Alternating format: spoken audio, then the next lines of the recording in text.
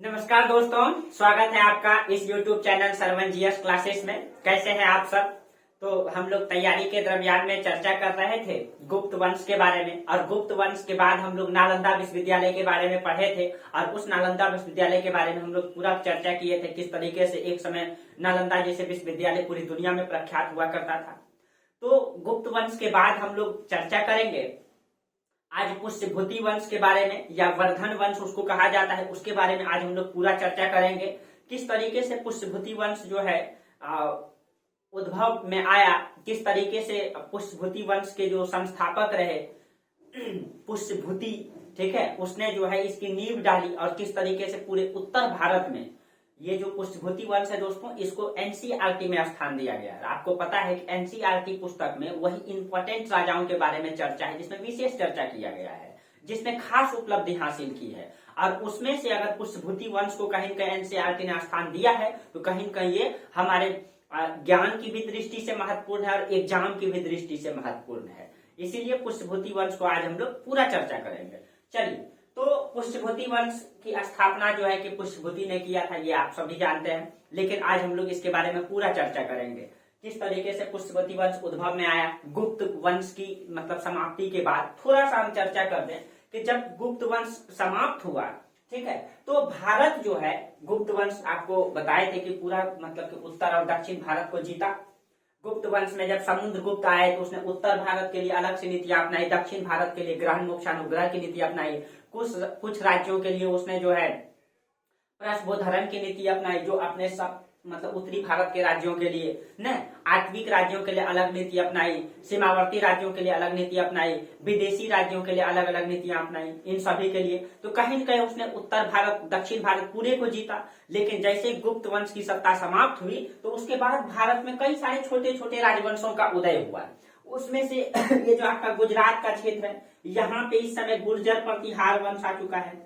गुर्जर प्रतिहार वंश, गुप्त वंश कई भागों में विभाजित हो गया था। एक गुप्त जो था, ये मध्य भारत के इस क्षेत्रों में शासन कर रहा था, यहाँ पे, ठीक है, यहाँ गुप्त वंश शासन कर रहा था।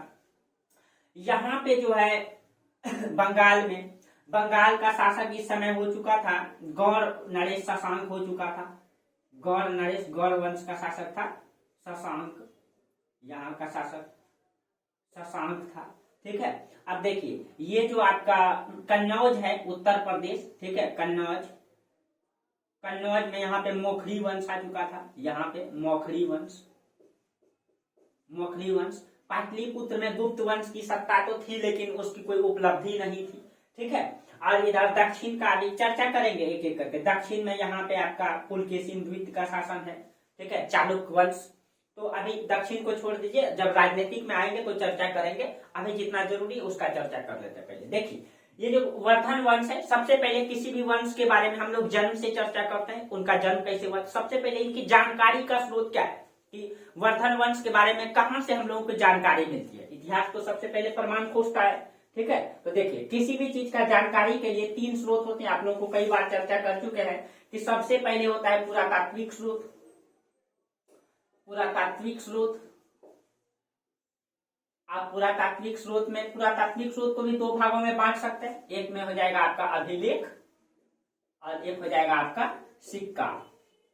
अभिलेख और सिक्का। दूसरा हो जाएगा आपका साहित्यक स्रोत, साहित्यक स्रोत।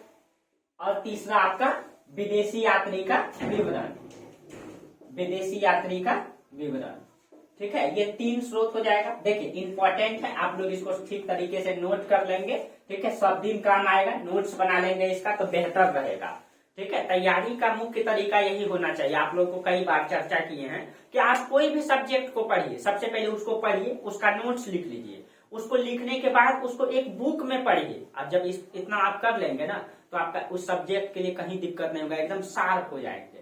उसके बाद हर सब्जेक्ट को इसी तरीके से पढ़िए। बीपीएससी क्या, दुनिया का कोई भी लक्ष्य जो है अगर आप चाह लेंगे तो हट नहीं सकता है, ईमानदारी पूर्वक सही रास्ते पे अगर आप मेहनत करें, ठीक है। चलिए, तो देखिए, पुरातात्विक स्रोत, साहित्यक स्रोत और विदेशी यात्री का विवरण, ये है। देखिए, अब अगर अभिलेख में देखें पहले, सबसे पहले उनका जो गुप्त मतलब वर्धन वंश का जो अभिलेख पाया गया है, उसमें आपका एक अभिलेख है वंशकेहरा अभिलेख, ठीक है, एक अभिलेख है मधुबन अभिलेख, और एक है आपका एहोल अभिलेख। 3 अभिलेख है इनका जो इम्पोर्टेंट है, ठीक है। तो अभिलेख में इसका वंशखेड़ा अभिलेख,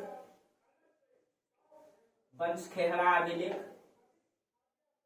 दूसरा आपका मधुबन अभिलेख, मधुबन अभिलेख, और तीसरा है आपका एहोल अभिलेख। ये बहुत ही इंपॉर्टेंट है, ठीक है, एकदम याद रखना है इसकी जानकारी का स्रोत। ये जो आपका वंशखेड़ा अभिलेख है, ये उत्तर प्रदेश के शाहजहांपुर में पाया गया है। ये उत्तर प्रदेश के शाहजहांपुर।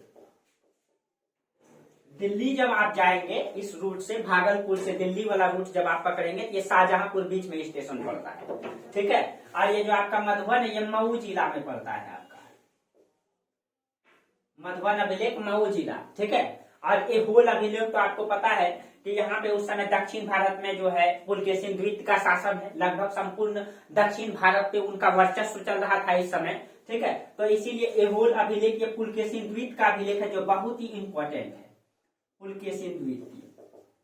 और इसी में जो है पुलकेशिन द्वितीय और हर्षवर्धन की युद्ध की जानकारी मिलती है, जिसमें हर्षवर्धन जो है इनसे पराजित हो गए थे, ठीक है। इसी में, इसी एहोल अभिलेख में उसकी जानकारी मिलती है।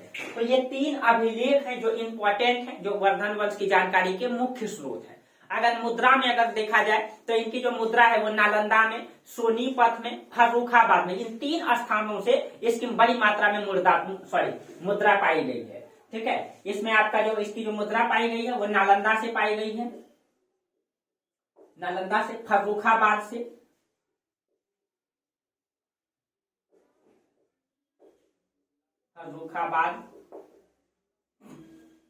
फर्रुखाबाद, और एक आपका सोनीपत से, हरियाणा में पड़ता है आपका सोनीपत, पानीपत के बाद है सोनीपत, ठीक है। ये 3 स्थानों से इनका सिक्का पाया गया है, ठीक, 3 स्थानों से। तो ये हो जाएगा आपका पुरातात्विक स्रोत। देखिए, अगर साहित्यिक स्रोत की अगर हम बात करें तो साहित्यिक स्रोत में जो है उसमें आर्य श्री मंजू मूलकल, इसकी जो पुस्तक है, ठीक है, साहित्यिक स्रोत में आर्य श्री मंजू मूलकल, आर्य श्री मंजू मूलकल, ये एकदम इंपॉर्टेंट है, याद रखना है। आर्य श्री मंजू सॉरी गलती लिख दी है, आर्य मंजू श्री मूलकल्प होता है, आर्य मंजू श्री मूलकल्प, इसको आर्य मंजूश्री मूलकल्प, श्री मूलकल्प, ये इनका साहित्यिक स्रोत में एक पुस्तक है, ठीक है। और एक हर्षचरित्र जो लिखा है बाण भट्ट ने, वो पुस्तक एकदम इंपॉर्टेंट है, ठीक है, हर्षचरित्र, और ये हर्षचरित्र किसने लिखा है? बाण भट्ट ने, बाण भट्ट, ठीक है, बाण भट्ट ने। और उसके बाद जो विदेशी यात्री है, विदेशी यात्री में आपका हुएनसांग, इत्सिंग और सो क्यू फैक्ची एक पुस्तक है, ठीक है। इसमें विदेशी यात्री में आप लिख लेंगे हुएनसांग, हुएनसांग, ठीक है। और एक है आपका इत्सिंग, इत्सिंग, और एक पुस्तक है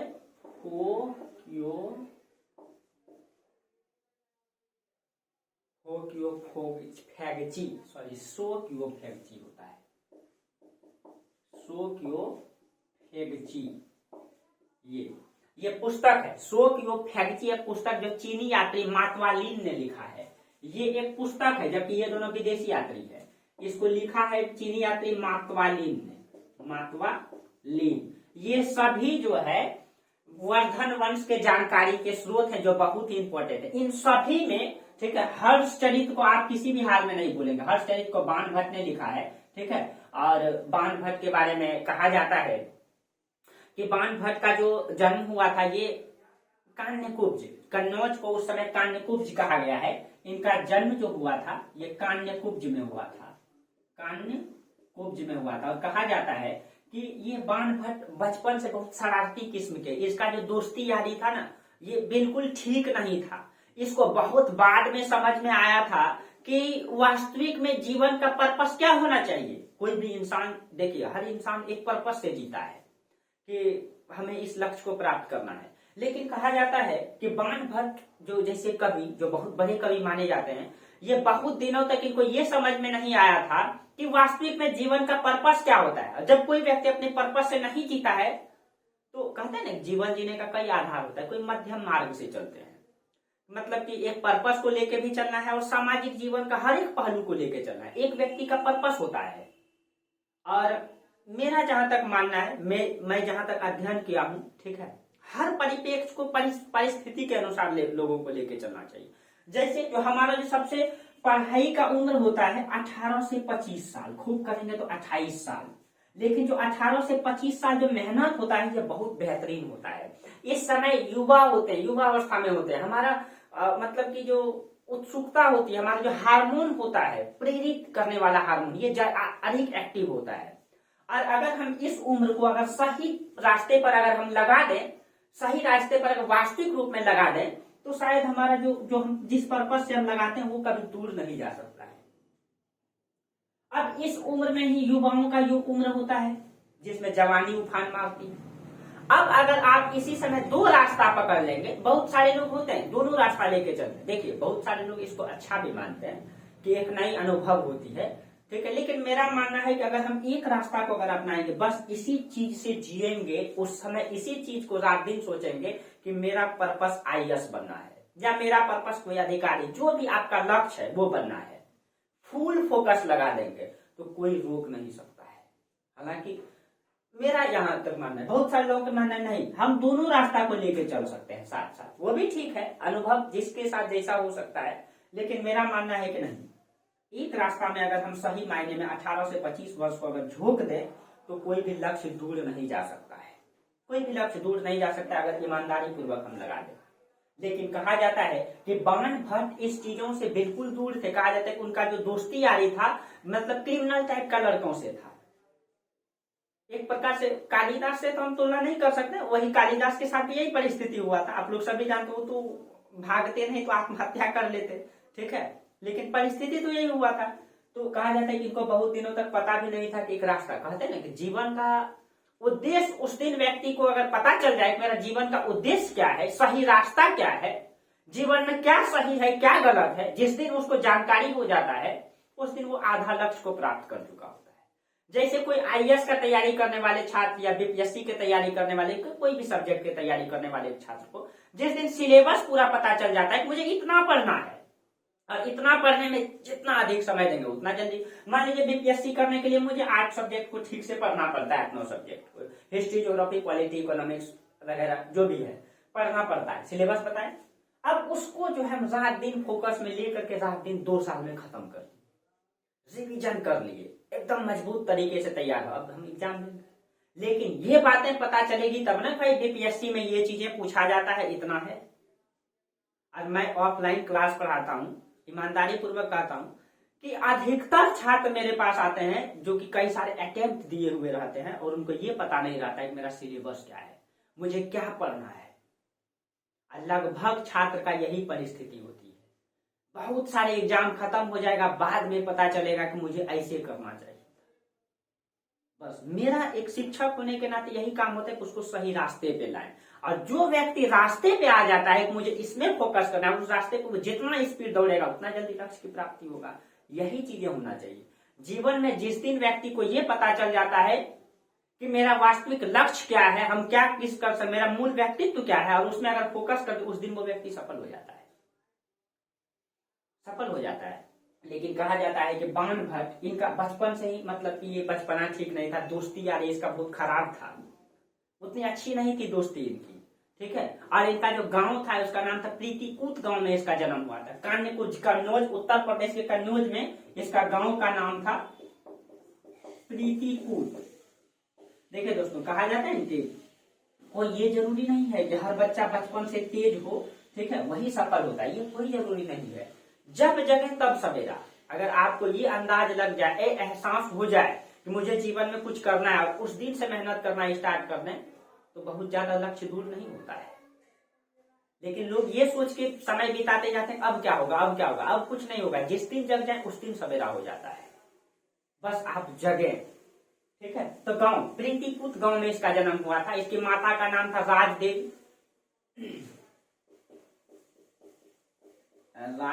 देवी कहा जाता है। इनका एक गुरु था, ठीक है, एक इनका गुरु था, उनका नाम था मुर्चू। मुर्चू ये गुरु थे। और ये बाण भट्ट के बारे में कहा जाता है कि बाण भट्ट जब पहली बार हर्षवर्धन से मिले थे, ये हर्षवर्धन के दरबार में रहते थे, तो हर्षवर्धन बिल्कुल इनको नहीं चाहते थे, ठीक है। ये जो मिले मुर्चू, हाँ पहले हम ये बताते हैं मुर्चू से इनका मुलाकात कब हुआ था। मुर्चू इनके गुरु हैं बाण भट्ट के। मुर्चू से इनका मुलाकात अचिरावती नदी के तट पे हुआ था। अचिरावती नदी, अचिरावती नदी। लेकिन हर्षवर्धन से जब इनकी पहली बार हर्षवर्धन से जब मुलाकात हुआ था, तो हर्षवर्धन इसको बिल्कुल नहीं चाहते थे शुरुआती चरण में। लेकिन धीरे धीरे धीरे धीरे इन्होंने अपना पकड़ को मजबूत बनाया, अपने आप को सही रास्ते पर लाए, ठीक है। और एक समय में हर्षवर्धन जैसे मतलब कि हर्ष के दरबार में रह करके इन्होंने उसने अपनी जीवनी लिखी, यानी कि हर्षवर्धन के बारे में इसने लिखा बाण भट्ट ने, जिसको हर्षचरित के नाम से कहा जाना जाता है, ठीक है। और इसने जो जीवनी लिखी, ठीक है, इसमें कहा जाता है हर्षचरित प्रथम जीवनी चरित्र माना जाता है। यानी कि इसने हर्षवर्धन का जो इसने जीवनी लिखी, इससे पहले कोई भी इतिहास में कोई भी शासक का जीवनी नहीं मिलता है।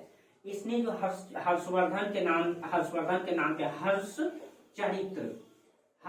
चरित्र के नाम से जीवनी लिखी, इसको जो है प्रथम जीवनी चरित्र के नाम से जाना जाता है। मतलब प्रथम जीवनी चरित्र है ये हर्ष चरित्र प्रथम जीवनी चरित्र है। और इसमें कहा जाता है कुल 8 अध्याय हैं। इसमें 8 अध्याय को इसमें जो है उच्छ्वास कहा गया है, लेकिन आपको 8 अध्याय याद रखना है।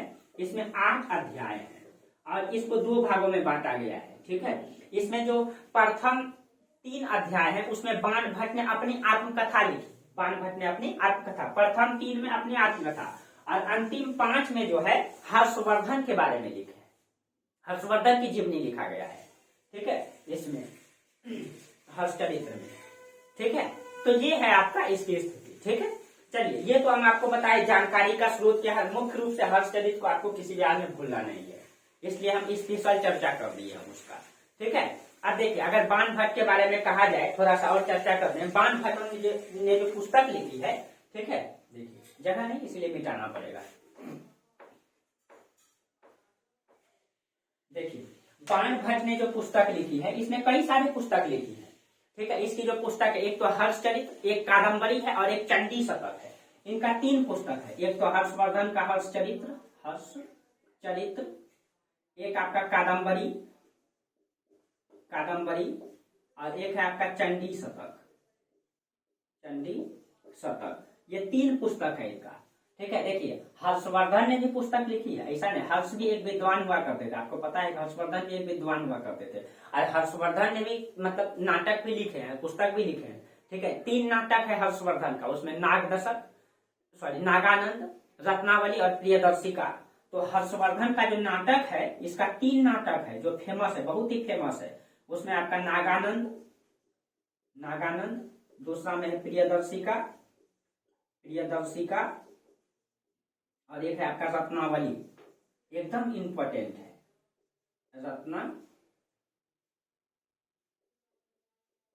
रत्नावली, ठीक है। ये नाटक आपका हर्षवर्धन का है और ये तीनों पुस्तक बाण भट्ट का है, बाण भट्ट का लिखा गया है, ठीक है। देखिए, जो हर्षचरित्र है, ठीक है, हर्षचरित्र के बारे में कहा जाता है, इसका साहित्य मतलब एक तो सबसे पहले इसके तो वर्धन वंश की जानकारी मिलती है इससे। और इसका जो अंग्रेजी अनुवाद किया गया हर्षचरित्र का, ये थॉमस और केवल के द्वारा किया गया। याद रखिएगा, हर्षचरित्र का अंग्रेजी अनुवाद किया गया थॉमस के द्वारा। थॉमस और एक व्यक्ति थे केवल, इन दोनों ने इसका अंग्रेजी अनुवाद किया था, थॉमस और केवल ने, ठीक है। और कहा जाता है कि शंकराचार्य ने, बहुत बड़े आप लोग जानते हैं शंकराचार्य को, जिसने अद्वैतवाद दिया, यानी कि संसार में दूसरी और कोई नहीं है, सिर्फ उसने जो है कि सब चीजों को मिथ्या माना है, ठीक है। यानी हम भी आप भी जो दिखता है ये वास्तविक सच नहीं है। उनका मानना है कि ये सब चीजें असत्य है, यानी अद्वैत, यानी दूसरा कोई नहीं है सिवाय ईश्वर के, ठीक है। तो वो उसके बारे में कभी चर्चा करेंगे, इसका सिद्धांत के बारे में। शंकराचार्य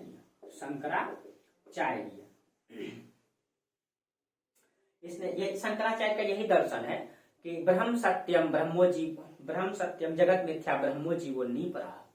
ठीक है, यानी कि ब्रह्म ही सत्य है, उसके अलावा और कुछ नहीं है। थोड़ा इसने कई बार उदाहरण दे दिया है, जैसे मान लीजिए ब्रह्म सत्य है, यानी कि एक बच्चा, थोड़ा सा हम चर्चा कर दें शंकराचार्य के बारे में, दर्शन की कभी चर्चा जरूर करेंगे स्पेशल।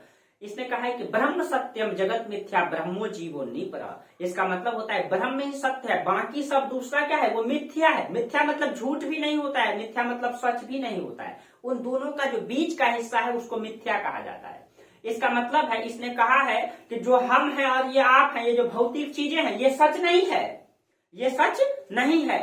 जब आपको इस चीज का ज्ञान हो जाएगा वास्तविक चीज में कि सच क्या है, तो आप मानेंगे कि नहीं, ये संसार कुछ भी नहीं, ये सब मतलब असत्य मिथ्या है। वास्तविक चीजें सिर्फ और सिर्फ ब्रह्म ही सत्य है।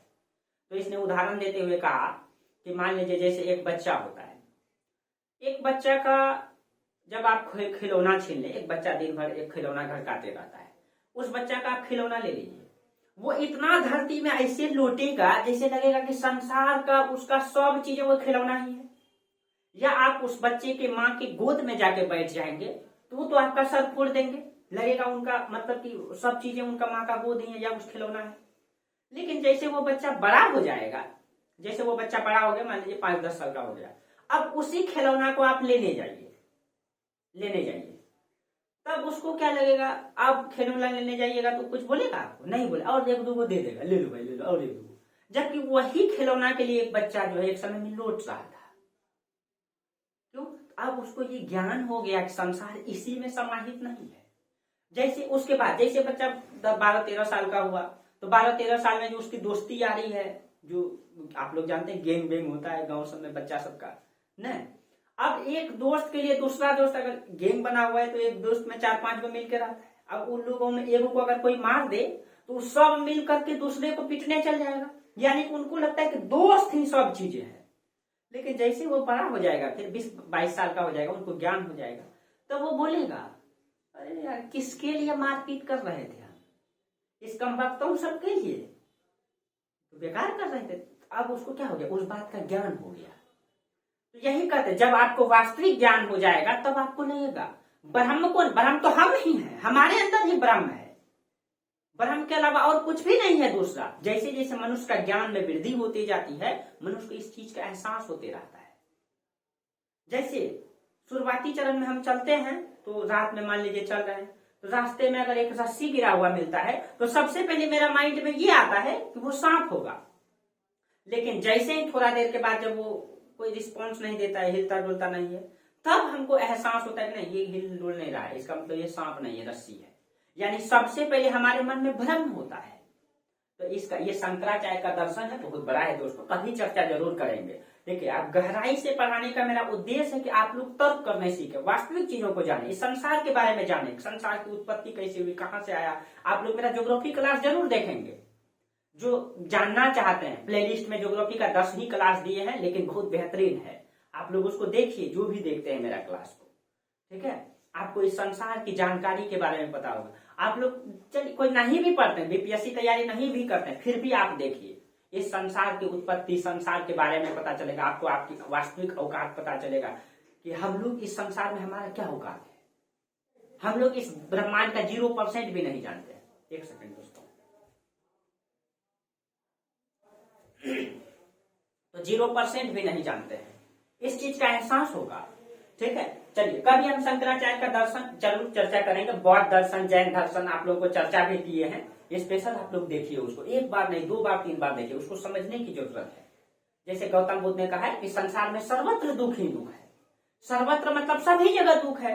यानी आपका अगर कोई प्रिय दोस्त जिससे आप बहुत मोहब्बत करते हैं, या पापा हो सकता है, मम्मी हो सकता है, आपकी मतलब कि आपकी वो हो सकती है, कोई भी हो, अगर वो आपसे दूर होती है तो आपको दुख होता है।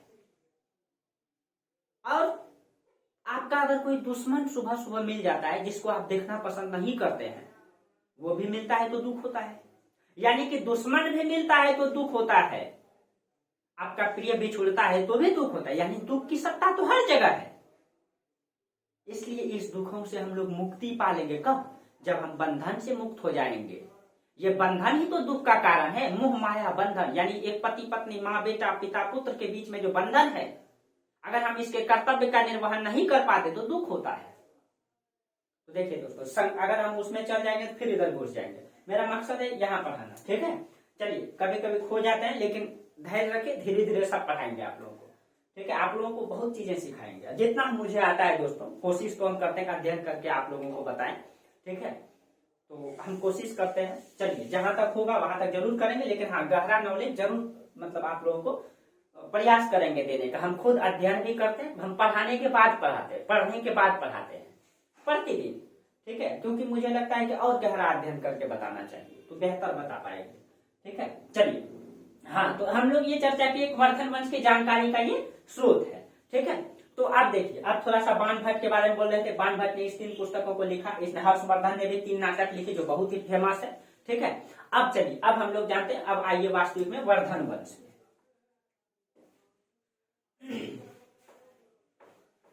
आप लोगों को क्लास अगर अच्छा लगता है तो आप लोग आगे जरूर बढ़ाइए, ठीक है। और सबको शेयर जरूर कीजिए। कुछ दिनों में आपकी क्लास जो है अब दिल्ली से मुखर्जी नगर से संचालित होगी, ठीक है। बस इस महीने भर यहाँ से चलेगा क्लास, उसके बाद आपका मुखर्जी नगर से होगा। कोशिश कर रहे हैं अभी, ठीक है, उसी में लगे हुए हैं, तो जल्द ही हो जाएगा, ठीक है। और आप लोगों का आशीर्वाद और दुआ रहे तो जरूर होगा, ठीक है। चलिए, अब हम लोग चलते हैं वर्धन वंश में, ठीक है। देखिए वर्धन वंश, देखिए वर्धन वंश को हम लोग पुष्यभूति वंश भी कहते हैं। इसकी जो स्थापना हुआ था पुष्यभूति ने किया है। इनकी इसके संस्थापक कौन है? संस्थापक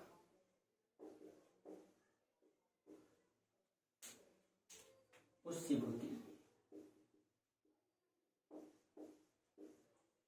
देखिए, कहा जाता है कि पुष्यभूति ने इसकी स्थापना किया। कहां पर? तो पुष्यभूति ने इसकी स्थापना किया, यहाँ पे पड़ता है श्रीकंठ जनपद। वर्तमान में पंजाब और हरियाणा का क्षेत्र पड़ता है श्रीकंठ जनपद, श्रीकंठ जनपद, ठीक है। श्रीकंठ ये आपका देखिए, ये आपका पंजाब है, ठीक है। ये हरियाणा है, हरियाणा के यहाँ पे आपका दिल्ली पड़ता है, ठीक है। तो यहीं पे यहाँ पे आपका पड़ता है, यहीं पे इसने जो है श्रीकंठ जनपद, थानेश्वर को राजधानी, इसमें जो है थानेश्वर राजधानी है इसका, थानेश्वर, इसकी राजधानी थानेश्वर है। हरियाणा में पड़ता है थानेश्वर, ठीक है। तो श्रीकंठ जनपद में यहीं पे इसने पुष्यभूति वंश की नींव डाला, ठीक है। और इसके गुरु का, पुष्यभूति के गुरु का भी नाम आया है। इसका जो गुरु है उसका नाम है भैरवाचार्य। भैरवाचार्य ने इसकी भविष्यवाणी किया था।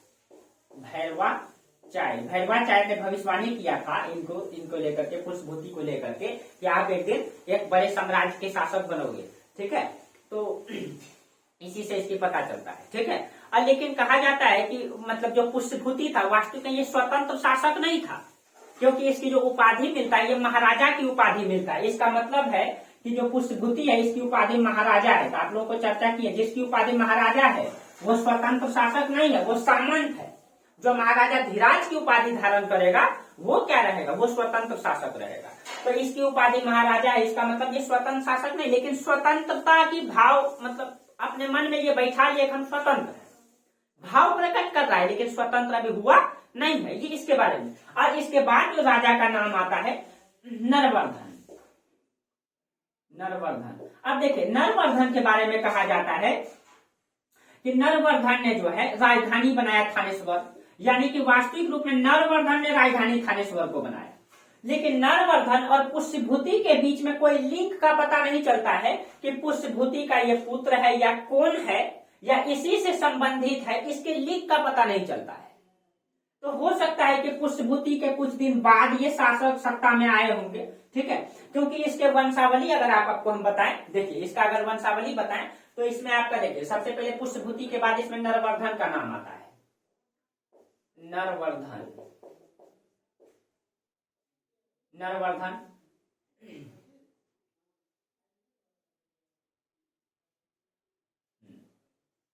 पुष्यभूति के बाद नरवर्धन का नाम आता है। उसके बाद आदित्य वर्धन, प्रभाकर वर्धन और एक और है प्रभाकर वर्धन। प्रभाकर वर्धन के बाद उसका पुत्र है हर्षवर्धन। पहले तो एक सेकंड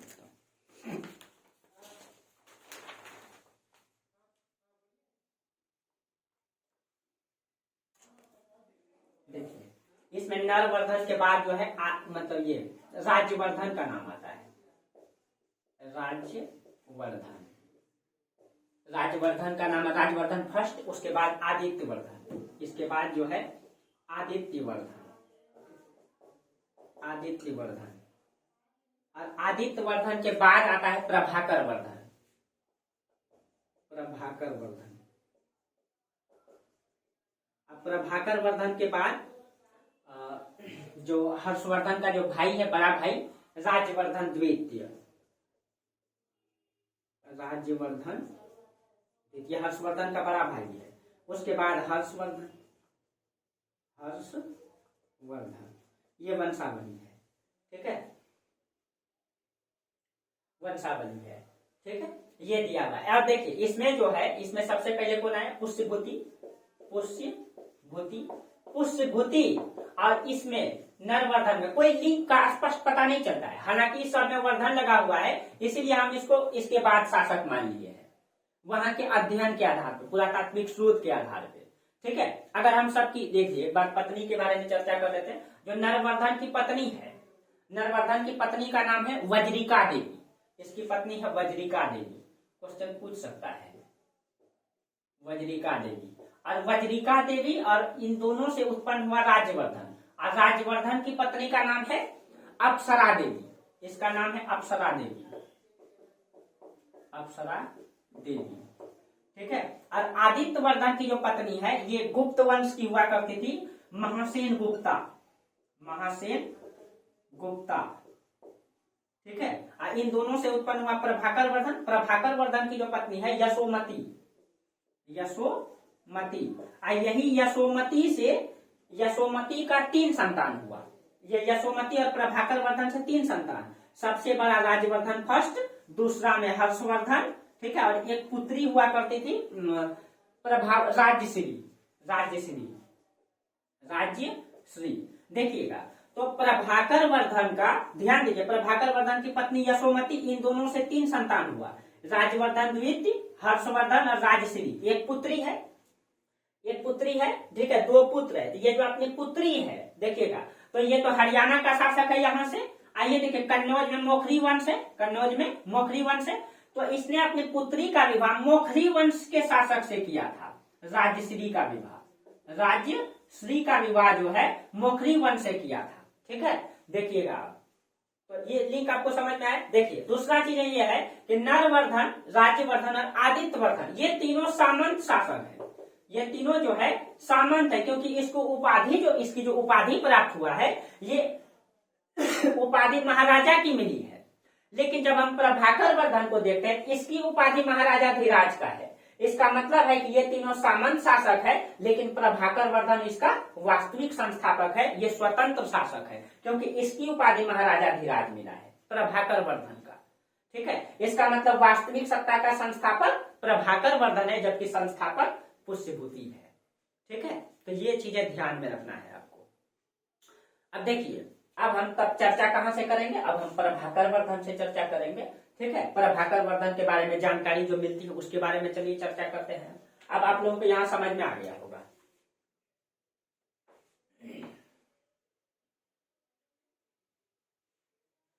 अब देखिए पहले ठंड के कारण जो है ये मॉइस्चर नहीं होता था, शुष्क हवा चलती थी तो इंक चिपक जाता था। अब देखिए आसानी से मिट जा रहा है ना।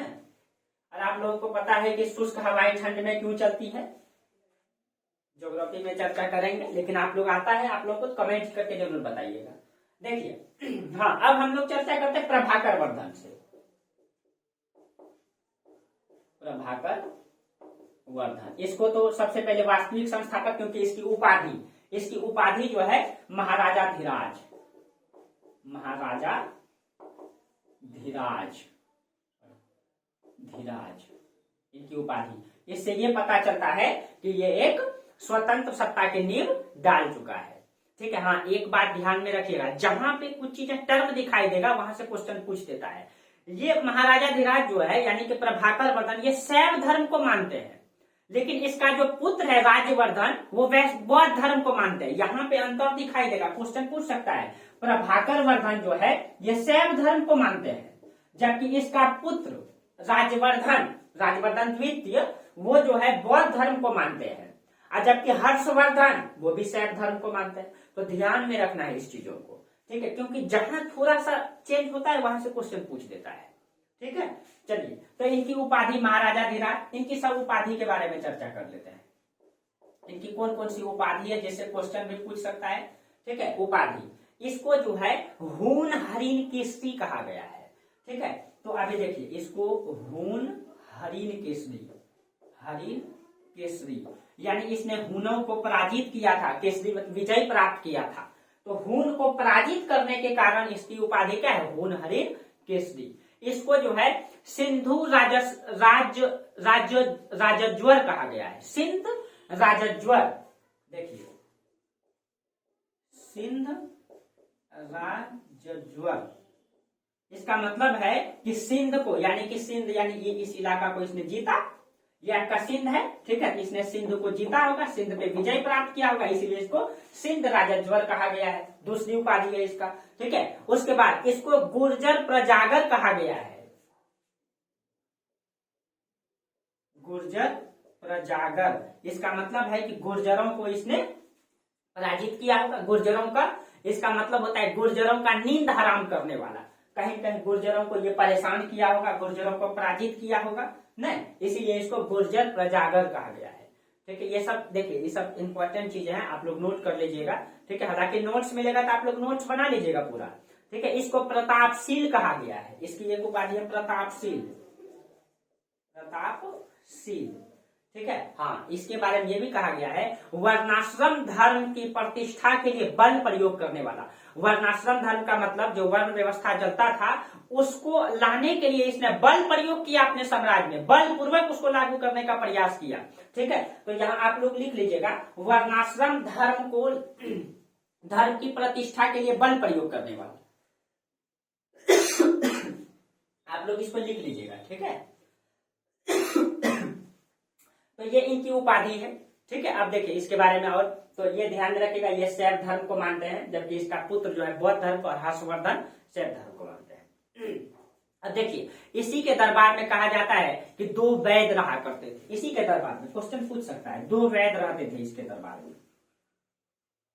एक उसमें था रसायन और एक था सुसेन, रसायन और सुसेन, रसायन और एक है आपका सुसेन, ये 2 है, ठीक है, रसायन और सुसेन, ठीक है। और इसी के समय हून आक्रमण हुआ था। देखिए, कहा जाता है कि जब इसी के समय हून आक्रमण हुआ, प्रभाकर वर्धन का 2 पुत्र है, ठीक है।